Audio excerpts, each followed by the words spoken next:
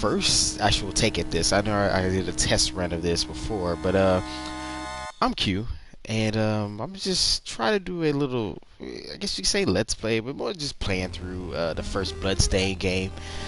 I know the second one just came out, and so I'm kind of only doing this to kind of as an homage before I really get to the second game.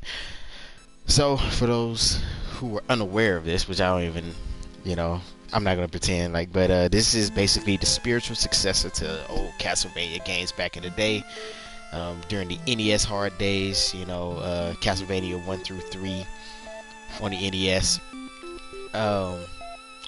So I'm just gonna. I have played through this before, so we're gonna do just the regular game.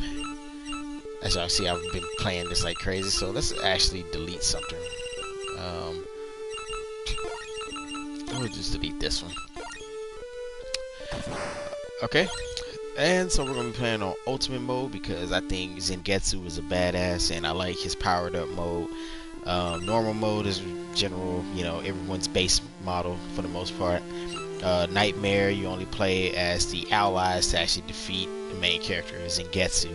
So other than that, we're gonna just go with ultimate because it's just more fun in my opinion. And I'm not a weenie or anything, but casual, just knockback is for the birds, man. I'm sorry.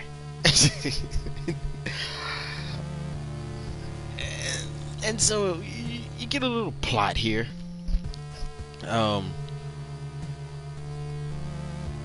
Similar to a lot of old school NES games. I mean, the plot's there, but don't expect like a real ingraining story or anything like that. It's just kind of just to get you started. But yeah, man. So just also to give interest to myself, I'm from Blurred Confidential. So we are we just started a podcast, and it's me and a couple buddies of mine, and we actually talk a lot about gaming and how gaming's changed. I'm a 30-something-year-old black nerd is what I would describe myself. Now don't get it twisted. I don't mean I was like no dork or dweeb or nothing like that. I can still mingle with people, but I enjoyed gaming, comics, and movies and all that other good stuff. So this is kind of like to also even do a test run for some of the things that we'll do later on. So yeah, that's pretty much it. Hopefully we can kind of bring some joy to everything going on in 2020, because I swear either someone's messing with us and going back in time and keep messing things up, or like I saw earlier, maybe Scar did take over Pride Rock. At least that's how it feels. So with the Rona going on and a lot of people not being able to do a lot of things, I know it's been rough for some. Anywho, here's the first stage. So what I meant by powered up Zangetsu is that we have a sprint here, which he normally doesn't have, his normal walking speed. We also get a double jump, which of course any platform should have a double jump. That's my opinion of it. A what we call a crescent slash. Normally he just have a forward slash, and then we also get a power slash. So let's go ahead and just run through this. So this is why this game gets fun for those who never played them, but it does remind you how Zangetsu plays does come off as, I've heard people say, Ninja Gaiden back in the day, and I can see that. Those games were fun too, but boy were they hard. I mean, I eventually beat them. Now I know it was kind of cheap because it was on emulator, but hey man, kiss my ass. So, those games were hard somewhere back in the day. Now I see people like run through them and then they make you feel a certain type of way. But hey, you know what? I'm willing to concede and say, some people are better at games than me at times. It's good. No problems there. Alright.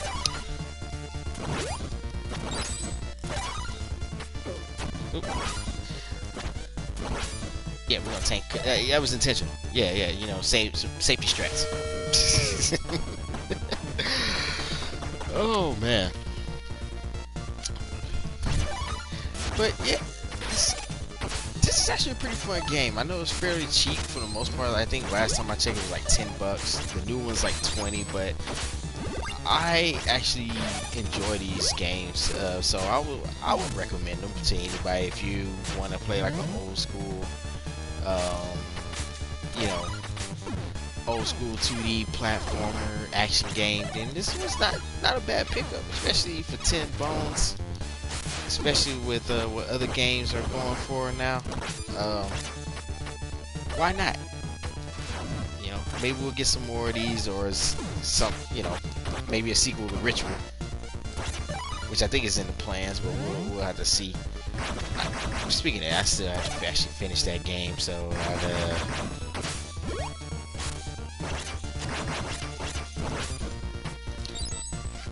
ah.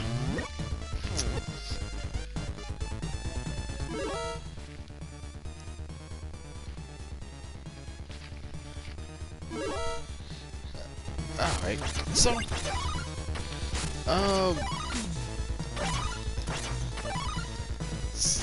alright, so now we're coming up to the first boss. It's not too bad. You basically the demon train, I think is what it's called.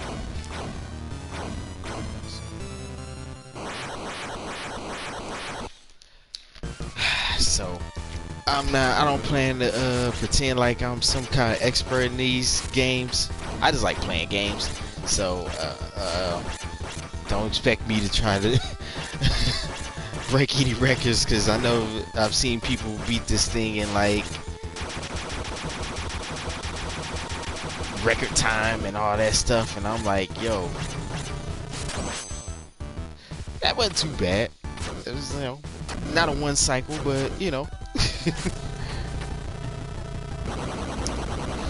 and of course, a lot of these bosses have what they call a desperation attack. So, but yeah, that's stage 1. Yeah, not too complicated. It's not too long. Kind of straightforward for the most part.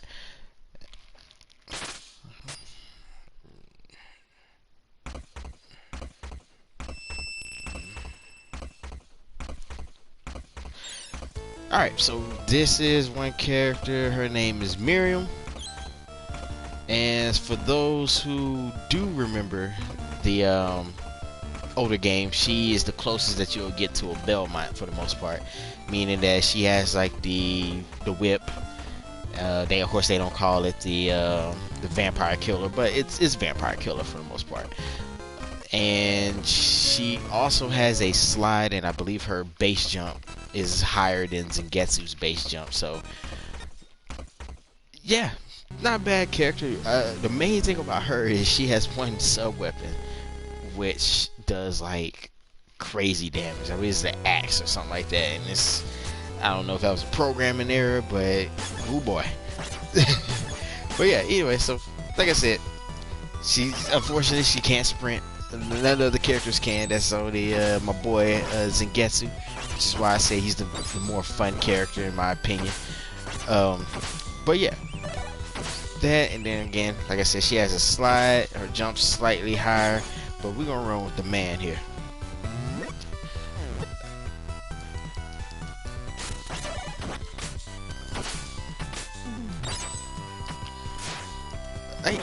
He's just a fun character, man. I don't know. I actually replayed this so many times just so I can just like run through stages. And I know I'm more like a klepto when it comes to this, because I like to kill like everything on screen. And so, hey, hit it in the comments section. Be like, hey man, just keep going. But another thing that is actually pretty funny about this, so similar to Castlevania 3, you actually have multiple approaches to stages. So for instance, the fact that normally you wouldn't be able to get this, but with Miriam you can't hit this jump. That's only if you take her. Other than that, you can. How you get the power of Zangetsu is that you actually have to kill the allies, and you basically take their soul or something from them, which gives them a power.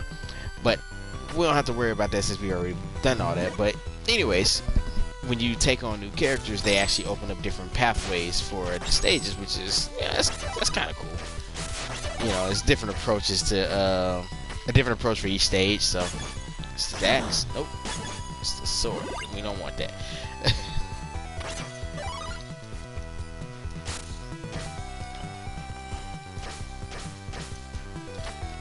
And so But yeah, man, 2020 has been a year for the books. I tell people all the time, it is has been an interesting year, and hey, what better time to kind of start doing some passion projects, I guess you could say. Just kind of where I started doing like podcasting more. Originally, I did also, I still do it. I need to get back into it, but I do a podcast called Chopping Up with Q, and we talk.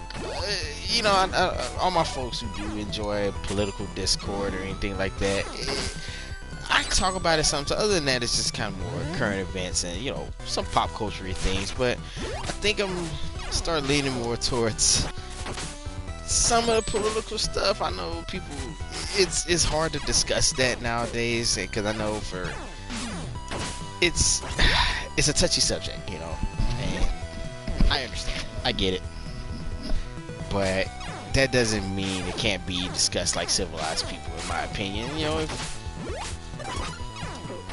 Main thing is I hope everyone is safe out there with everything going on, and hopefully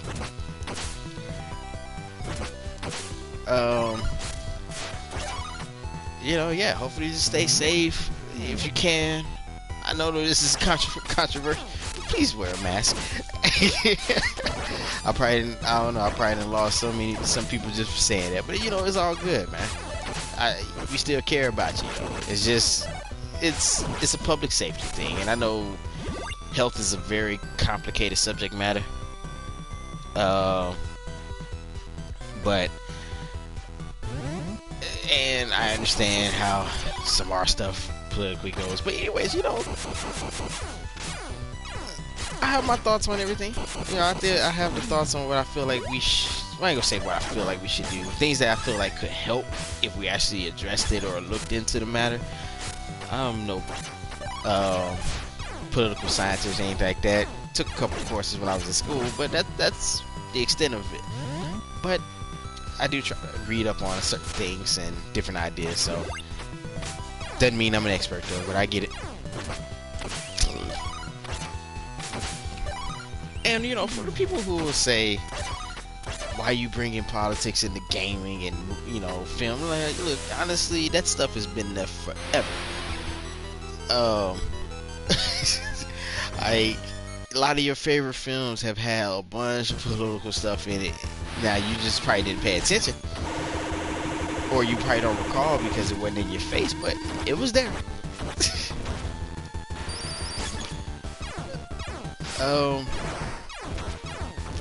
Anyways, this is the second stage boss. I have no idea what these bosses are called or what their names. I know they do have names,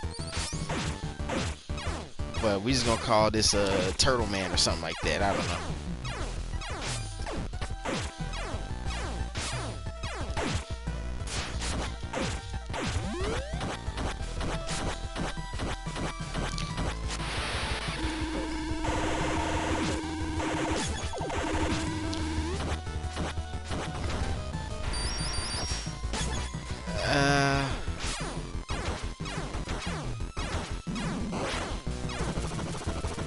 Dang, lost my charge. Dang it. Alright, there we go. Anyways, second boss down. Again, they have the desperation attacks, and nah, I missed it. Oh well. There's actually a point you can actually cut him in half there and he'll break apart, but hey, it is what it is. That's stage 2 down.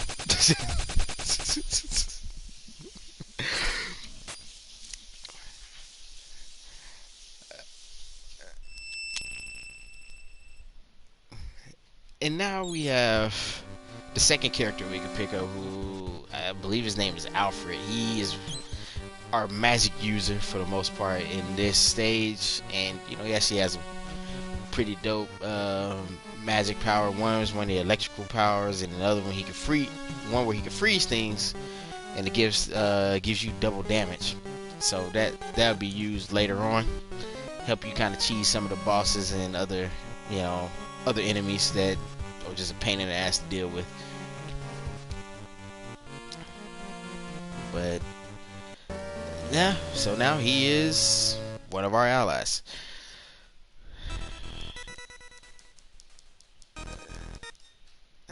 Alright. And now it's moving on to stage 3, and I think this is it's a pretty decent stopping spot. You know, don't want to hold you too long. Just kind of want to give you a brief introduction to the things to come here. So yeah, I think I'm gonna run through this game first, and then who knows what I have. I got a few things to kind of go through, but and we'll probably talk a little bit more about what's going on in the world.